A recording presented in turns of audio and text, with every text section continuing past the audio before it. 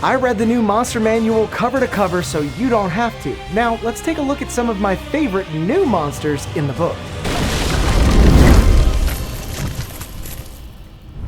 Ever since the new rules released, I've really been looking forward to seeing what new monsters we'll be able to incorporate into our games. Today, I want to take an in-depth look at 5 brand new monsters that each have some pretty interesting stats and mechanics. If you're interested in the changes to the old stat blocks, then you'll probably want to check out this video too. There was a lot to cover. But now, let's start things off with one of the best monsters in the whole book. Arch-Hags are fey creatures that are described as immortal and unpredictable creatures who hoard secrets and strike magical bargains. So, essentially, they're a better version of Rumpelstiltskin. All magic comes with a price. Arch-Hags are known to create magical homes for their lairs, and there's no limit on what they can actually be. A tiny house atop a giant beanstalk, a hidden demi-plane, or a hut with chicken legs a la Baba Yaga. The areas surrounding an Arch-Hag's lair are influenced by their presence as well. Creatures aside from the hag and its allies will be forced to subtract 1d10 from any ability checks made with the influence action whenever they're within a mile of the lair. And if a creature finishes a long rest within that range, that creature will cast confusion on itself the next time it tries to cast a spell using a spell slot. That by itself can be extremely debilitating if your party isn't aware of this effect, even if they find out when they're just up against one of the hag's minions. Imagine a party of adventurers hired to seek out an evil entity plaguing a nearby town, causing crops and mines alike to wither away. They travel to the town and rest in the local inn, planning to begin their adventure the next morning, not knowing that the Arch-Hag's lair is actually beneath the city. When they wake up the next morning, the bard tries to get information from the innkeeper, but has to subtract from his ability check, which then leads to a bar fight. And when the wizard tries to help, they cast confusion on themselves and end up running in the opposite direction. All of this is before the party has even met the hag or any of their underlings for that matter. Now let's look at this creature's insane stat block. Arch-Hags may look frail, but they actually come equipped with a surprisingly high 20 AC and 333 hit points, as well as a plus 16 on initiative rolls. From there, we've got the expected 4 or 5 legendary resistances depending on if the hag is in their lair or not. Regardless of that, they'll also boast some solid damage resistances, condition immunities, advantage on saving throws against magic, and 60 feet of true sight. This is the master of trickery and deceit after all, so you shouldn't expect to get away with any illusions or charm and frighten effects. Likewise, you should be ready for the Arch-Hag to be spying on you and your party long before you ever fight them with free spells from their coven like Scrying, Find Familiar, and Unseen Servant, to name a few. Once they do come face to face, the party is in for the fight of their lives, or at least round 1 of it. And this hag has a devastating combo built right into its multi-attack and bonus action that begins with 2 spectral claw attacks. With 10 feet of reach, the hag can use this to deal respectable force damage from a safe distance and knock creatures prone with no saving throw. Then, once the ground is littered with prone targets, the hag can unleash a crackling wave in a 60-foot cone to deal even more lightning damage and temporarily curse creatures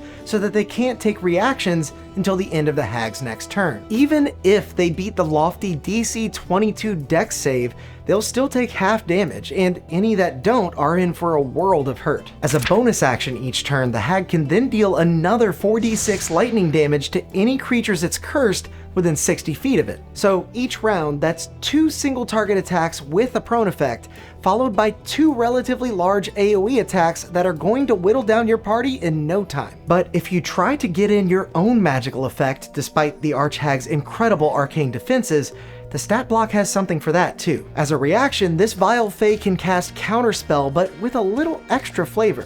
Let me add a little bit of spice. Targets will end up cursed until the end of their next turn on a failed save, which will disallow them from casting spells with verbal components. And whenever they do speak, they say the opposite of what they mean to say. Cleric, please. I could really use a healing word right about now. You. No, I'm sorry. What I mean to say is Fuck you. I don't know what's come over me. You kiss your patron with that mouth? Arch-Hags have some actually good legendary actions too, allowing them to make even more spectral claw attacks or just cast Dimension Door or Hypnotic Pattern to absolutely dismantle the party's tactics and coordination. But even with all these bells and whistles, my personal favorite part of this stat block has to be its Spiteful Escape. This states that an Arch-Hag can only be killed if it's within 30 feet of its anathema, an item the DM chooses as the hag's most hated thing. Otherwise, they drop to 1 hit point and teleport to a harmless demiplane, cursing all creatures within 60 feet of the space it left so that they always know their location anywhere in the multiverse. So, even if you do manage to defeat the Arch-Hag, you're probably not even close to done with your adventure. You may need to seek out the anathema and do it all over again. I love features like this that promote storytelling and campaign plot hooks directly through their mechanics. Perhaps the anathema is hidden away within a withered wood, for example. And there, among the hauntingly crooked shadows of a jagged tree canopy, you may encounter the Gulthias Blight. These monsters are essentially whomping willows that can spawn their own armies. As such, these gargantuan plants could make for some really interesting mid-level boss fights. After traveling for days within the haunted forest, a party may find themselves ensnared by other blights under the control of one larger tree. Each long rest, the Gulthias Blight can expel 1d6 seeds that will become Twig Blights 50% of the time, Needle Blights 25% of the time, and Vine Blights the rest of the time. At first, I felt like this would probably just end up as a ribbon feature, but then I considered that the party may see some of these blights spring to life in the middle of a combat with other existing blights. Then, I realized that the Gulthias Blight itself has an astonishingly fast movement speed of 50 feet. Even after the party manages to hack and slash their way through its 20 AC and 264 hit points, it's liable to tumbleweed out of there and start making a whole new army of minions. But it's not making like a tree without leafing a mark. So why don't you make like a tree and get out of here? The Blight can make a couple of melee or ranged attacks that should deal an average of 40 to 50 damage each round, and then it gets to use its life-draining root. This single target attack utilizes its roots to grapple and restrain an enemy against a DC 20 Constitution saving throw while also dealing a bit of necrotic damage. Grappled creatures will also take damage again on each of their turns while the Gulthias Blight heals itself by however much necrotic damage it dealt overall. To make matters worse, the target's hit point maximum even decreases to match, so the party healer may not be able to do much for you if you get nabbed. What's more, the Blight has 6 of these roots that can each ensnare a creature, and with that ridiculous movement speed, it might just cart off one of the party members with it. Hell, DMs might even want to start a combat encounter with the Blight having already captured a couple of woodland creatures for some extra hit points as the battle wears on. I really like the design of this creature, so it made my list. It's honestly a lot more dangerous than its relatively small stat block makes it out to be. But it's nothing compared to what we're taking a look at next.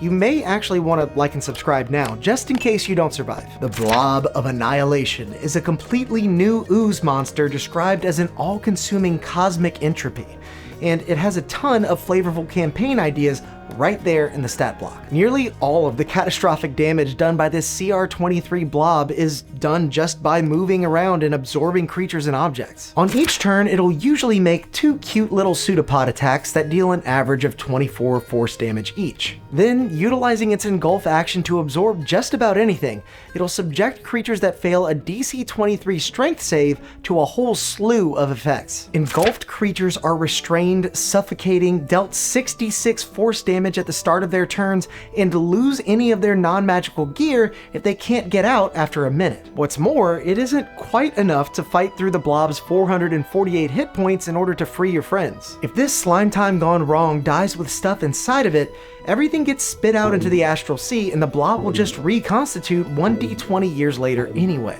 So if you see one of these, it might just be a better idea to run. But the slithering catastrophe can also launch smaller globs of goo at an enemy within 600 feet, which can deal acid damage, temporarily restrain them, and roll them 60 feet in the wrong direction. Between its magic resistance, 4 legendary resistances, and legendary actions that allow it to speed up its digestion of everything around it, you may just want to save this for the very end of a big campaign. However, giant creatures like this don't even have to be fought directly. They might be a really cool background enemy the party has to escape or destroy by unusual means. Maybe an alchemist has theorized a special concoction that can dissolve the blob itself, but he needs just one more crucial ingredient from a few blocks over. Just imagine a gargantuan flubber moving towards you with an entire township inside as it mindlessly lashes out to try and absorb you too. Terrifying. Join me. Now, if that's still not enough of a challenge and you're tired of fighting the same old Tarask time and time again, may I present to you the Colossus in all its titanic glory. Boasting nearly 600 hit points, a 23 AC, 4 legendary resistances, magic resistance, and much, much more, this monster is truly threatening. Each turn, the Colossus can make 3 of its 2 basic attacks in any combination. First, its slam attack has a 20-foot reach that'll deal a decent amount of bludgeoning damage and push the target 20 feet away with no save. Or it might make use of its Radiant Ray out to a range of 300 feet as it knocks creatures prone after 22 average radiant damage. These attacks may not seem like much on a CR 25 creature, but the real challenge here is getting close enough to fight back. The Colossus has a respectable 60 feet of movement speed and 300 feet of true sight. So as you try to move in, it can retreat a little each round as it knocks you prone at range. And once you do get in close, you may wish that you hadn't. The Colossus comes standard with a Divine Beam recharge attack that can literally disintegrate creatures en masse. I'm Superman. Okay, Superman. The beam requires a DC 26 dexterity save from each creature in a 300-foot long, 10-foot wide beam of radiant regret. On a failure, creatures take 10d12 radiant damage and they'll still take half damage on a success too. But either way, any creature reduced to 0 hit points from this attack is disintegrated on the spot. And you thought the Beholder's eye rays were brutal. Couple that with its ability to make even more attacks with its Slam and Radiant Ray by utilizing 3 legendary actions per round, and you'll really start to understand exactly how scary this is. There's a good chance that your entire party will end up as dust before they even touch this thing. Your paladin wishes they could smite this good. Now, get ready, because I've saved my favorite of these new monsters for last. Enter the Haunting Revenant. Or, like, don't enter it. It actually wants you inside of it. Fuck.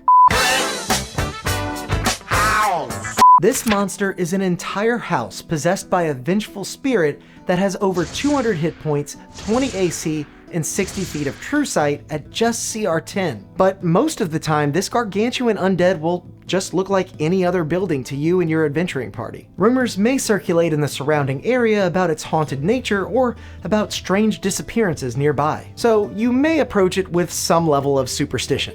Maybe you've heard enough to know that you should be wary about just charging straight in. Although, if you feel like you're being cautious enough, you probably aren't. The cursed dwelling may just wait for curiosity to get the better of you, or it may jump straight into action with its multi-attack. 2 object slam attacks can strike creatures out to 30 feet, or 90 feet with disadvantage, and will deal a sizable 27 bludgeoning damage on average with each hit. But just as you feel you've seen what this creature can do, it'll round out its turn with its Invitation ability. This attack incurs a DC 17 Charisma save from every creature within a 60-foot cone. On a failure, a creature is teleported into the building and becomes trapped until the Revenant is brought to 0 hit points. Only a spell capable of planar travel can get you out otherwise, and even that's gonna be hard to manage. The inside of this house is basically an anti-magic zone that requires a DC 17 con save anytime you try to cast a spell. And while you frantically attempt to fight your way out, the Haunting Revenant has advantage on all of its attacks. Even if some of your allies are able to keep from being swallowed, they can't do anything for you short of trying to bring down the house from outside. Make no mistake, when you are teleported inside of this daunting dwelling, you'll likely stay there until you die or it does. And even when it does, it'll possess another building after 24 hours unless someone hits it with a Dispel Evil and Good spell. I absolutely love this. It's a simple enough stat block to run, and it carries a ton of inspiration that's sure to make for a memorable session or two. Plus, it'll have the added side effect of making your friends suspicious about every inn, pub, and shop they ever come across in the future. If you want to beef it up, you could even add more ghosts and undead inside of the house for your adventurers to fight. Or you could even run this as an Arch-Hag's house with a Gulthias Blight right outside of it.